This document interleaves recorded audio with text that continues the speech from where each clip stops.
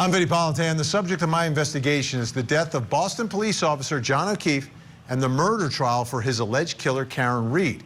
This case has taken on a life of its own, not just because of what happened at 34 Fairview Road, but because of the public reaction.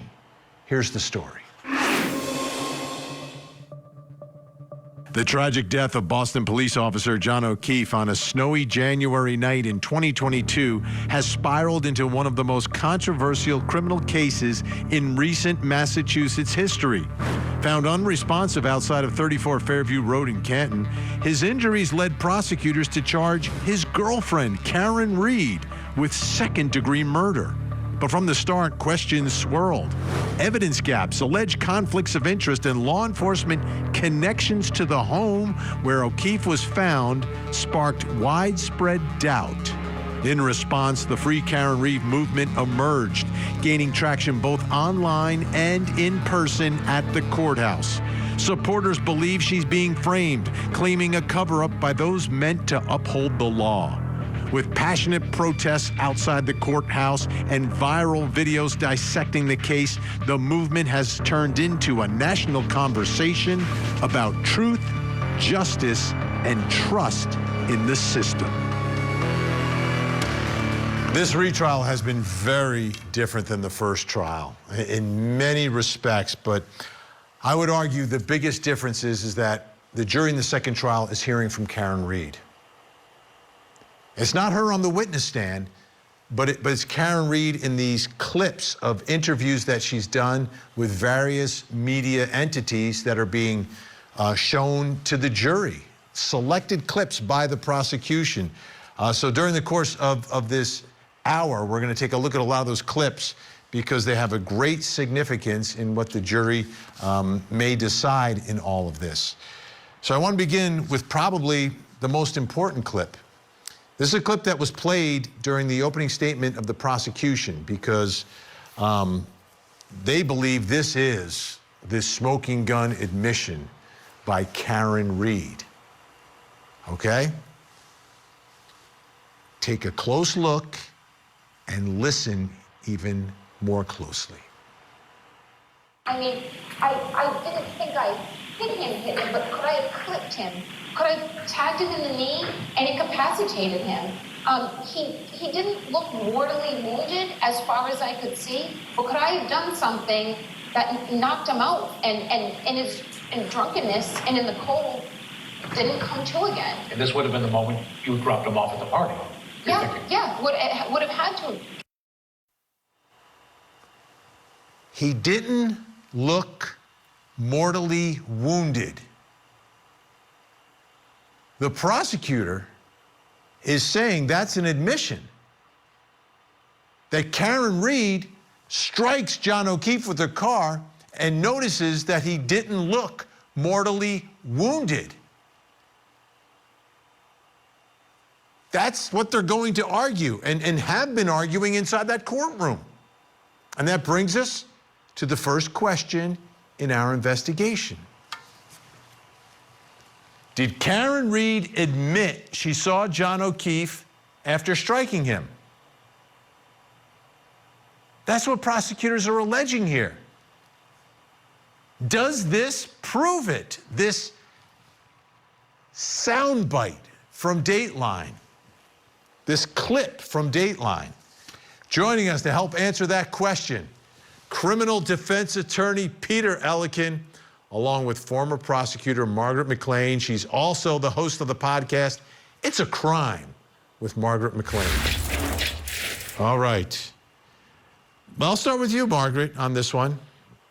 Because Prosecutor Hank Brennan has been very clear in his interpretation of this potentially devastating statement. What are your thoughts? Is she admitting, is she saying that she saw John O'Keefe after striking him before driving away from 34 Fairview? Of all the clips I think this one was somehow taken out of context. I have to say, I have to give Karen Reed the benefit of the doubt in this particular instance. I can't imagine her either seeing him in the rearview mirror or pulling up next to him and he's on the ground. Oh, he doesn't look mortally wounded. I guess I might have clocked him, but he's knocked out, so I'm going to head on to Meadows. I just don't buy it. I feel like that is the one clip for me that it doesn't mean she struck him. Let's take a listen to Hank Brennan talking about how he believes these clips are admissions, confessions to the crime. Her statements to you will confirm what you already know from the science and data, what you will already conclude from the facts independent about what she did that night. Her word simply confirm that the judgment is sound. And you're going to hear from her own lips in many of her statements, her admissions to extraordinary intoxications, her admissions to driving the arrest, her admissions to being angry at dawn that night, and I dare say her admissions that she told she had hit him. Peter Ellikin, Hank Brennan also made an argument when the defense was trying to get the case dismissed and referenced this clip to the judge. Let me read it for you, the transcript of this. I have it right in front of me. I didn't think I hit him, but could I have clipped him? Could I have tagged him in the knee and incapacitated him? He didn't look mortally wounded as far as I could see, but could I have done something that knocked him out? And in the drunkenness and the cold, he didn't come to again. Is this Karen Reed admitting she saw John O'Keefe after striking him with her car? Absolutely not. And on this one, I guess I'm in lockstep with Margaret this time. I think it was taken out of context. What she was talking about was when they arrived the next morning, saw his body lying there, and she didn't think he was mortally wounded. Let me ask you this. Let me ask you this, Peter. I want to jump in because I get it, you agree. But how is the jury going to know that, right? How does the jury know that that's not an admission? You've got a prosecutor in the courtroom who's going to tell this jury and argue to this jury that that's an admission that she saw him. He did it in his open. He's going to do it in his close. He did it to the judge. How is the jury, how is the defense going to demonstrate to this jury that this is being taken out of context? Well, I think her actions backed it up, because when she was there and they saw the body there, she clearly didn't think that he was dead. They say that she was trying to do CPR on him. They're bringing towels, blankets. She's astride him. Even the paramedic who showed up said the blood on her saw that she was doing CPR. So this was really taken out of context. It had to do with that morning, and that's what I would bring up if I was the defense. However, I will say this, that this is a classic reason why you don't do interviews with the media. Because Stop with that. We want everyone to talk to the media, Peter, especially if they come on this show. But I get it. You're 1,000% right. None of this is helping her. Let's take a listen to Alan Jackson, because he referenced it in his opening statement as well.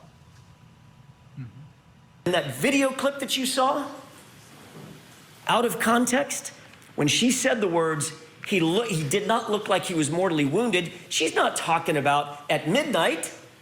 She's talking about at 6 a.m. when she found him. That's what she was talking about. Okay, you can make the argument, but you know, Margaret, is this dangerous, or is everyone going to react the way you two reacted to this? The 12 people in the box, are they all going to look at that and listen to that clip, hear the Hank Brennan make the argument and say, no, Hank, you're wrong? Or is the defense going to need some evidence to prove that they're wrong? Well, in the opening statement, you can't make a promise that you're not going to be able to follow through on. So I'm wondering, how is Jackson going to show that it was taken out of context, other than having Karen Reed testify herself or calling one of the producers? I don't know. But I think he's it's very tricky right there if the jury will remember it after 25 days.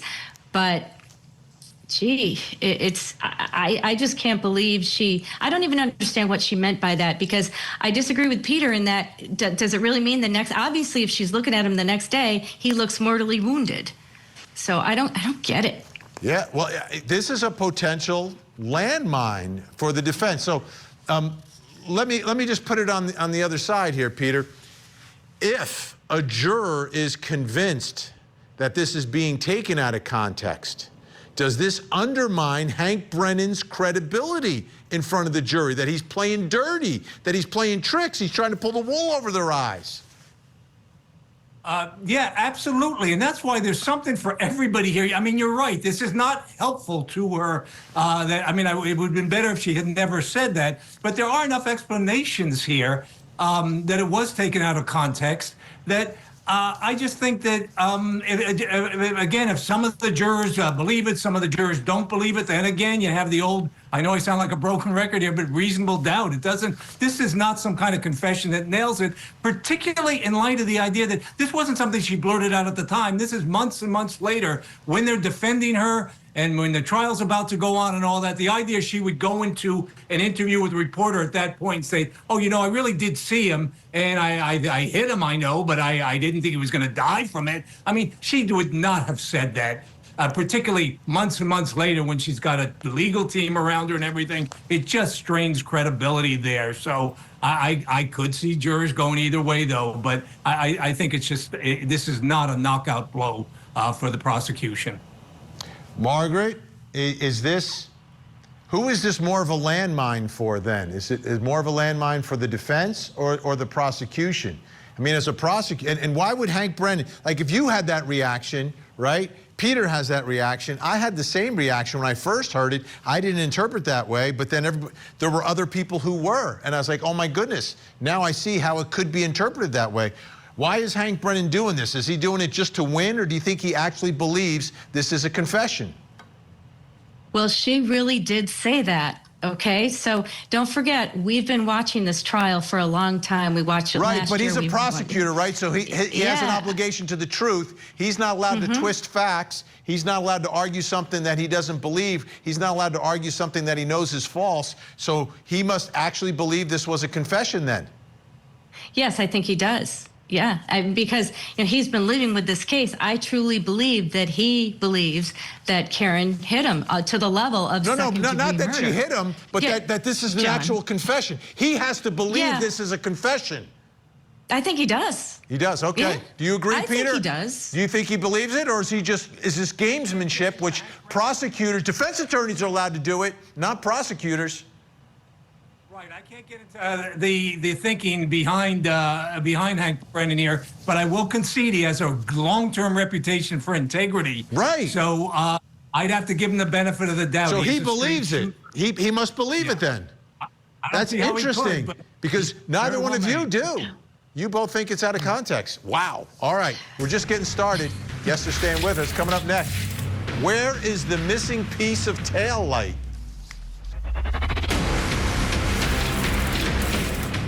Karen Reed is in the midst of the retrial of the century. She is factually innocent. She's guilty. There's something wrong in this county. Come at me. John O'Keefe was killed by that defendant, Karen Reed. She's the victim of a corrupted investigation that was never about the truth. Another big day here at the Dedham Courthouse. Fight on. Nothing's breaking me, Matt. You'll see it all unfold right here on Court TV. The Karen Reed murder retrial. Live coverage weekday mornings, 8, 7 Central on Court TV. Did you view this photo? Yes, I did. Did you make any particular reference or anything that caught your attention in this video? Yes, the right rear taillight of the Lexus SUV is missing the red lens cover, and it is damaged. One of the many images of Karen Reed's SUV, and all of us have been looking at them throughout the case, and that perhaps is the best one for prosecutors, although the defense would argue that there is snow on that area of the car, so you can't tell what's behind the snow.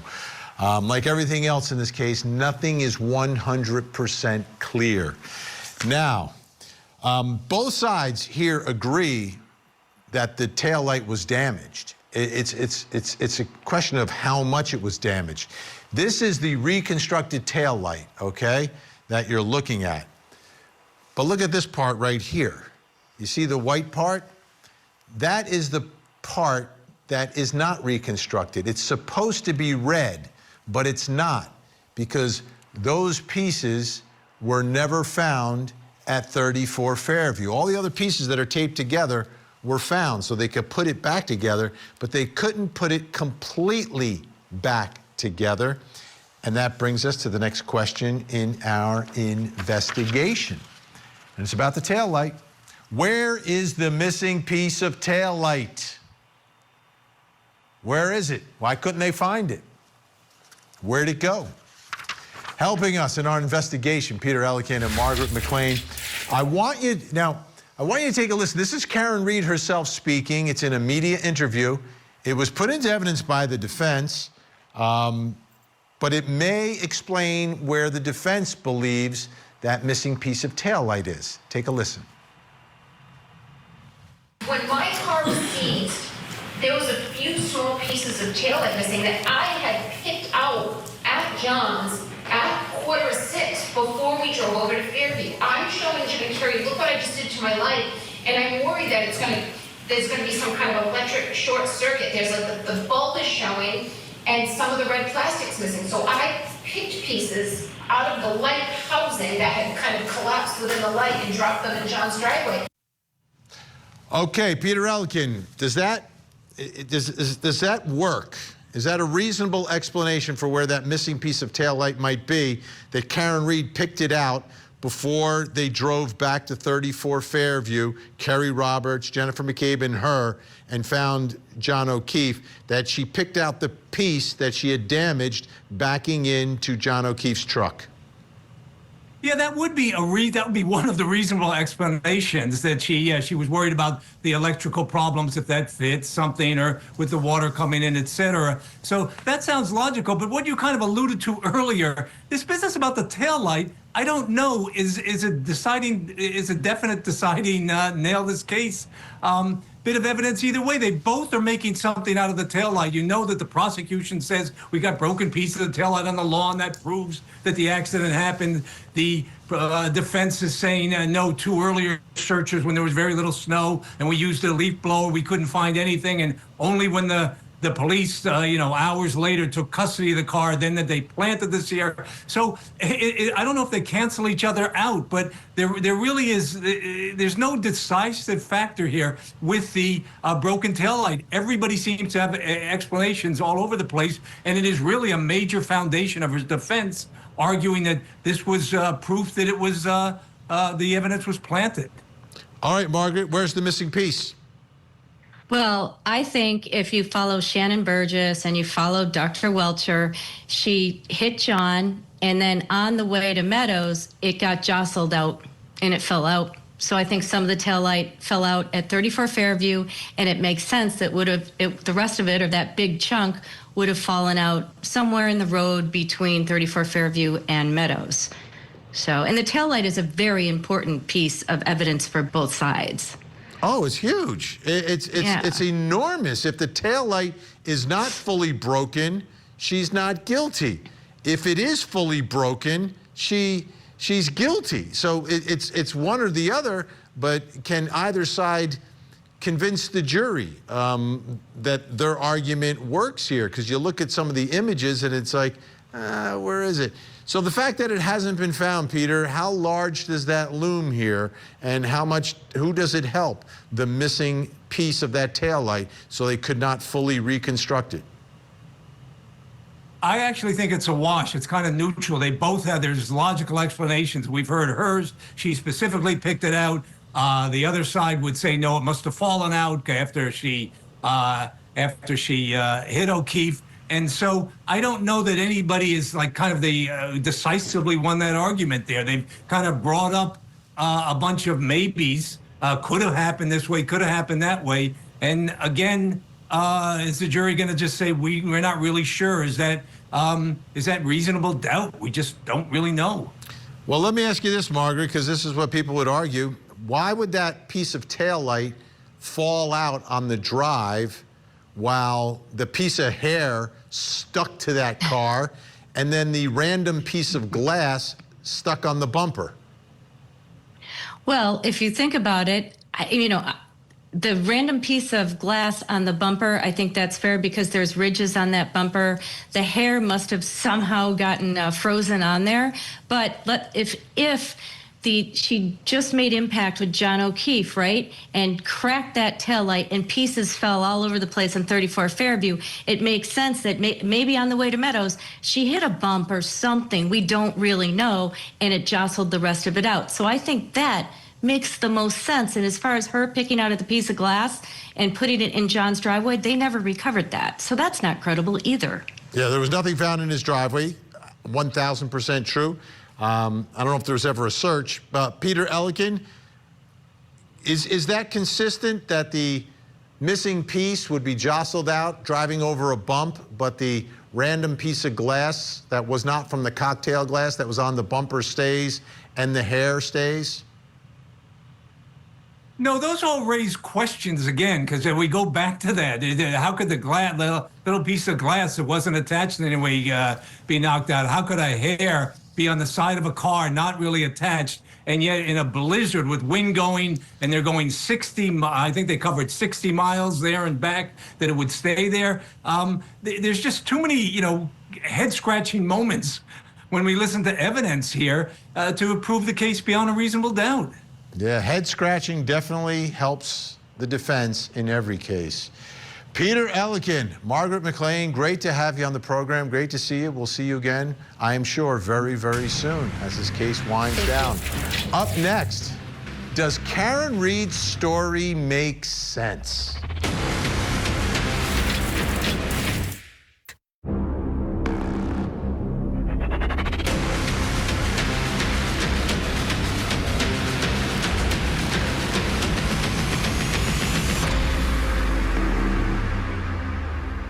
I'm Vinnie Politan. We continue our investigation of the tragic death of Boston police officer John O'Keefe. The public is very divided on how he died, as was the first jury. But now there's a retrial, and the public is even more invested. Here's the story. Karen Read's retrial for the 2022 death of her boyfriend, Boston police officer John O'Keefe, has reignited intense public scrutiny and controversy. Prosecutors allege that Read, after a night of drinking, struck O'Keefe with her SUV and left him to die in the snow outside of a fellow Boston police officer's home. The defense contends that John O'Keefe was killed inside that house and that Karen Read is being framed as part of a cover-up involving law enforcement. The case has galvanized a fervent Free Karen Read movement, with supporters rallying outside the courthouse, donning pink attire and asserting her innocence. Their demonstrations have led to legal challenges over protest buffer zones, raising First Amendment concerns. Critics argue that the movement's aggressive tactics, including confrontations with witnesses and dissemination of conspiracy theories, have escalated tensions and potentially influenced the judicial process. As the retrial unfolds, Karen Read and her defense continue to try to raise a reasonable doubt and prove that she is the victim of a wide conspiracy. So Karen Read did not testify in her first trial. A lot of folks are wondering whether she'll testify in the retrial. Chances are she won't, but you never know. You never know. That's a decision she has to make. And it depends upon how things are going during the course of the trial and what evidence comes up. But she has spoken. She has spoken to the media, both in sit-down interviews and outside of the courthouse. And we've taken a look at all of these interview clips that are being played in the court and her speaking outside of court and put them together to put together her story. So let's take a listen. The final count of my alcohol intakes, probably about 5 or 6 or 4. The drinks that they were pouring me at McCarthy's, which is where I consumed most of the alcohol, was the weakest vodka tonic. So each drink was being counted as a double. So I would get a vodka tonic, and then I would pour a shot into it, so that would count as 2. Frankly, it just felt like a regular cocktail. It was just a really weak pour, so I asked for a shot. I felt fine. I felt like I was buzzed. And John orders me a drink at the waterfall that I don't drink, that he takes with him.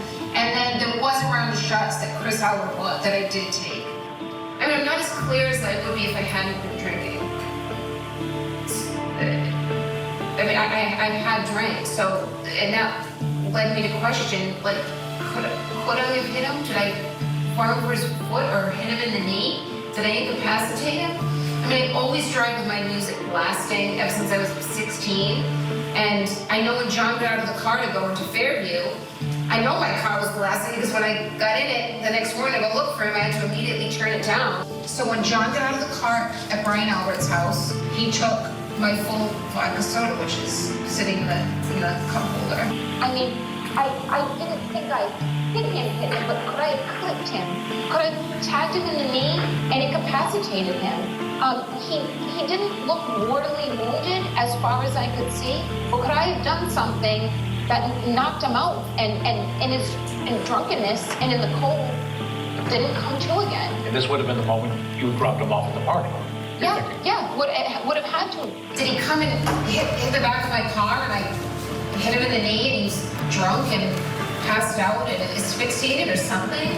And then when I hired David Yannetti, I asked him those questions the night of January 29th. Like, David, what if, I don't know, what if I ran his foot over? David said, yeah, then you have some element of culpability. Did you see John go in the house?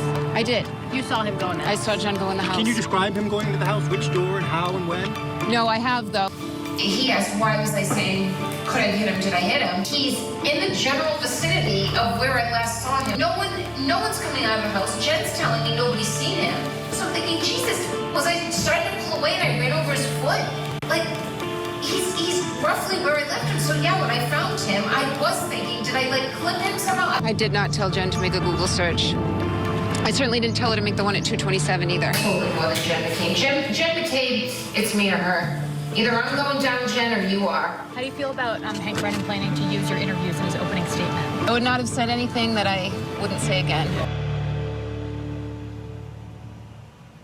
The jury's hearing a lot of that. They didn't hear what's happening outside of the courthouse, but they heard all of those clips, which brings us to the next question in our investigation. And it's about the defendant and her story. Does Karen Reed's story make sense? What she's telling, what she's saying publicly about what happened, about what she was thinking, about what she did, what she saw. She said she saw John O'Keefe go into the house. So does Karen Reed's story make sense? All right, let's bring in our guests.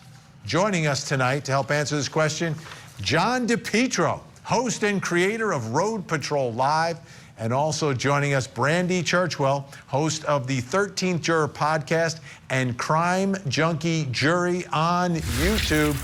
Great to have you both here. Thanks, Vinnie. This is a big question, right? This is a real big issue because the jury's hearing a lot of what she has to say. We're hearing even more because she's speaking outside of court. John, I'll start with you. From your perspective, does her story make sense? Well, Vinnie, inside the courtroom where I've spent so much time, we're still missing motive, murder weapon. If he in fact gone in the house, then I think that the next morning, then when she saw Jen McCabe, she would have said, hey, what happened? What happened when he was inside the house? You don't hear any of that.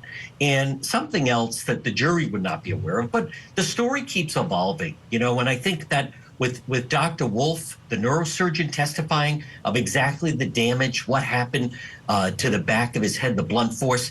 You even started to hear some of the Karen Reed people starting to say that maybe he fell down the stairs in the house. And that kind of, is much different of being dragged in the house and beaten to death. So I think there's just, as much as they try to make an argument of that's what happened, in this particular trial, there doesn't seem to be any sense of the conspiracy. Whatever happened in this trial, it all seems to be outside by the flagpole. And also one other point, Vinnie, it just seems so peculiar and odd, and I don't know if she could ever answer it, but if in fact Karen Reed did see him go in the house, now I know she said that outside of the courthouse, but why would you even be throwing out the idea that could I have clipped him? Could I have run over his foot? Would there be culpability for that?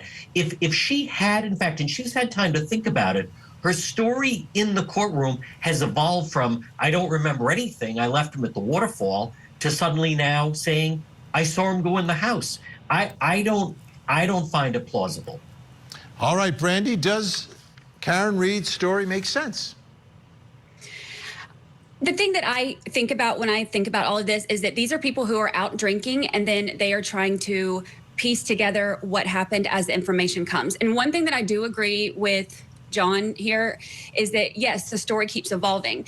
But the thing is, the story keeps evolving with the prosecution as well. I mean, Lally said last year that this alleged collision happened at 12:45, and now this year, it's 12:31. Jen McCabe last year said, she saw something at 12:45. She looked out and saw the car at 12:45. And this year she, doesn't remember seeing it, but except for the first two times. So I think that the story is evolving with, it seems, everybody involved, including the prosecution. And I think a lot of that has to do with, like Karen said, she's not as clear as she would have been if she wasn't drinking. Let me ask you, though, about, to me, the key is, does he go in the house? Does he not go in the house? She has said that she saw him go in the house. So does that part of the story, based upon everything else that she has said, does it fit together? Does it make sense? I don't know. That's one of the things that is one of the hardest for me, because I would love to have some kind of evidence. Everything kind of contradicts each other. And if she's saying that she saw him go in the house, then to me, that means that she believes that she saw him walk up there. Now, whether or not she saw him actually go inside and the door closed behind him or whatever, but seeing him go in the house, that could mean that she saw him at, thinking she's seeing him walking up there. It is dark. It is starting to snow at that time. But, as far as the details on it, I don't know. Let me ask you, John, and Yeah. Brandy brings up a great point about, some evolution here from the prosecution. Prosecutor stories aren't supposed to evolve. I've seen many defendants through the years have changing theories of the case, but not prosecutors. Well, because of, I believe, technology and data, they've nailed down the timeline. What also just doesn't make sense to what Brandy said was, it's dark, he's in the house, maybe she saw him go in. But think of those voicemails where, Karen Reed has also said she was angry because she was waiting for him. He was supposed to go in, check things out, and then come back and tell her, and he wasn't coming out. So she has given various stories of this. You're right about the prosecutors, and they've definitely tightened things up, especially on the timeline. I think, I think if she didn't know if he went in the house, she shouldn't have been doing those interviews. She shouldn't have been commenting about this. We shouldn't know that she thought maybe she clipped him.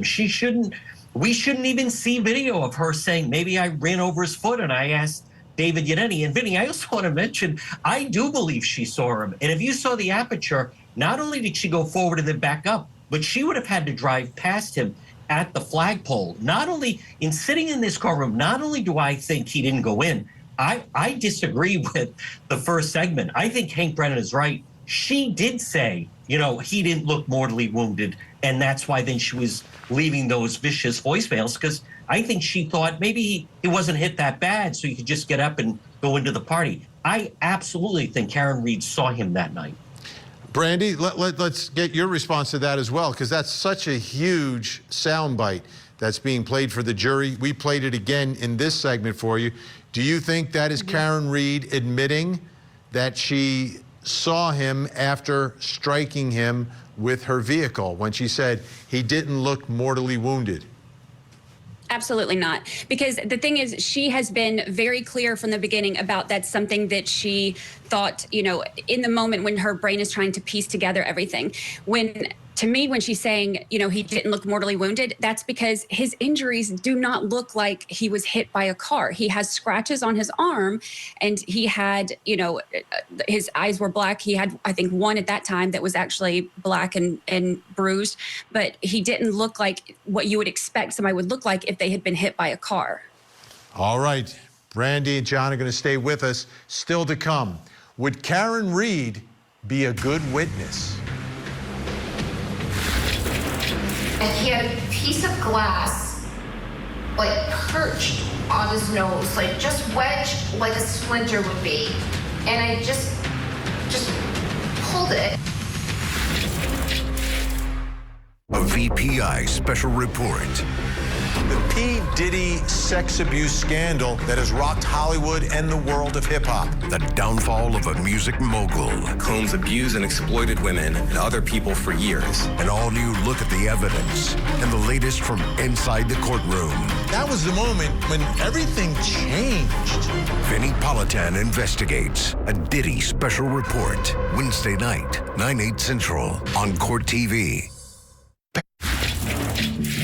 I've seen the video so many times that you then question, did I remember on my own, or was my memory jogged? But I also wondered, did I say, could I have hit him? Or was it told to me that I said I hit him? And I knew I never could have said that, so the closest I must have said was, did I hit him? I know I said I hit him, but did I really say it as many times as law enforcement's claiming I said it? It's amazing how many clips this jury has seen of Karen Read talking about the case, talking about that night, and providing some insight into her thinking. And prosecutors believe it. All of it makes her look bad. All of it is being used to try to prosecute her for the murder of John O'Keefe. Take a listen to another example, and this is from the documentary that came out in between the first and second trial. So John's laying there, his left and his right, and I approached John from the left. That's where the street is. And he had a piece of glass, like, perched on his nose, like, just wedged like a splinter would be. And I just pulled it, and as soon as I pulled it, it just gushed blood down his face. So she has told her story to a lot of people, but never inside the courtroom to a judge or to the jury. And that brings us to the next question in our investigation. Because she has to make a decision about this. Would Karen Read be a good witness if she decided to take the stand?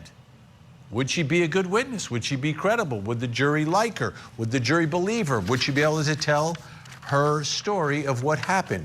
Still with us to help us with our investigation, John DePietro and Brandy Churchwell, host of the 13th Juror podcast and Crime Junkie Juror on YouTube. John DePietro, Road Patrol Live. All right, Brandy, what do you think? I mean, we've heard her in the clips. We've seen the longer versions if we've watched the documentary, which we all did, right? And we've listened to her on the courthouse steps for years. What do you think? Would Karen Read be a good witness in the courtroom on the witness stand? I think that she is very smart. She is very matter of fact, but she is not a calculated criminal who's going to weigh every single word that she says and how it will land. So I don't think that she would make a good witness. I also think that because she is a woman, she has a little bit of a different standard on how she's judged on the stand. I think that, you know, we see comments all the time about how she shouldn't be making these facial expressions, or if she's not making facial expressions, then she's, you know, it doesn't seem like she's caring. And if she gets up there on the stand, she may get up there and, you know, think about it. If they're expecting somebody who gets up there and is, you know, supposed to be up there grieving and upset, and she's at that point in all of this where she's beyond a grieving process and she's fighting for her life. So if she gets up there and, you know, if you believe that you are fighting for your life against people who are trying to send you to prison for something you didn't do, you're not going to get on the witness stand and be demure and quiet. You're going to be mad. And I think that if you have any kind of energy that can be perceived the wrong way, then you don't know how the jury's going to take that, and they could take that as, you know, something that means something that it doesn't. John DePietro, what do you think? Vinnie, would she be a good she, witness? Yeah, you know, I think she would be actually a good witness, and I'll explain. Number one, this isn't just any defendant and this any defense attorney. Her and Alan Jackson, they have a very unique relationship. They've spent a lot of time together past 2 years. We see them out sometimes on the weekend. The two of them, they know this case inside and out. I think she needs to take the stand, and I think Karen Read thinks that she could handle Hank Brennan. And many years ago, a defendant, the night of this someone that I was covering was on trial. The night before, he told me he was going to take the stand. Then his attorney talked him out of it. He was found guilty, got 60 months. Always regretted not taking the stand. I think she needs to. I think we've seen her in court, and the jurors need to see some emotion. I think the Karen Reed on the stand with Alan Jackson would go incredibly well. I think she thinks that she could handle Hank Brennan. I now believe she needs to take the stand. Vinny, I think Karen Reed is going to take the stand. Yeah, I think it's a coin flip, much more so than the first trial. And it's because of the clips that are being shown, Brandy. Exactly. I don't think those clips make her look good. And I think you hit the nail on the head, Brandy, about why. Because she's angry. But to have the ability to explain that to the jury and to be real with the jury. The other thing is I've seen two different Karen Reeds. I see the one in the clips and I see the one on the courthouse steps. I think the one on the courthouse steps would be a much better witness than the one we saw that we've seen in these selected clips by the prosecution. Do you think, Brandy, that she needs to explain the demeanor in the clips, explain some of the answers in the clips, and maybe explain to the jury why she feels the way she does, the way you just did? I think that it's a risky move, right? Because yes, I agree with John that Karen Reed on the stand with Alan Jackson would be a rock star witness. But then you have to do, once you do that, you open yourself up to a cross-examination. And if you open yourself up to cross-examination with Hank Brennan, that's a whole different ballgame. And we know that Hank Brennan is snarky and he's aggressive. And we have seen the way that he conducts these cross-examinations when he is trying to get somebody rattled. And that's what he's going to want to do. He's going to want to get her rattled so that he can, you know, trigger any kind of reaction that he can get in front of the jury, and then kind of look at the jury and be like, yep, see her temper. So it's a risky move. And I know if I was being cross-examined by Hank Brennan, I wouldn't be able to, you know, fix my face. So I think it's a risky move. Yeah, and Hank Brennan, I mean, cross-examination is really the strength of him as a lawyer. I mean, he's basically a criminal defense attorney at this point, and that's the game. That's the game for criminal defense attorneys. You generally don't have a lot of witnesses that you call, but you cross-examine a whole bunch of them. John, it's a double-edged sword, though. Like, if you get too aggressive and you start to bully a witness or a defendant, it can also evoke some sympathy for Karen Reed. How do you think it would go, John? Where do you think the line would be drawn? How do you think it would go if Hank Brennan was cross-examining her? Vinny, I think because of the clips that are played in the courtroom, I think she needs to take the stand.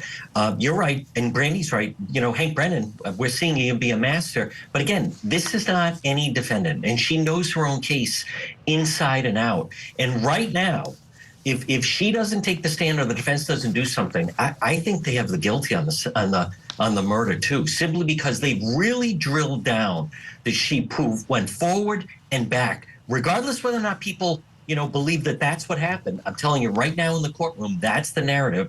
I think it's getting closer to Karen Reed taking the stand. And also, you see how she is involved with her defense. No, she's extremely involved. We're out of over. time, John. You know, I'm up against the clock, but I appreciate John DePietro, Road Patrol Live, Brandy Churchwell, 13th Juror, and Crime Junkie Jury. Thank you so much. Thanks. Karen Reed relies a lot upon her lawyers. She knows how good and how experienced they are. What she doesn't know, however, is what the jury thinks of her at this point. And that's really important. Have the selected clips of her created a negative feeling?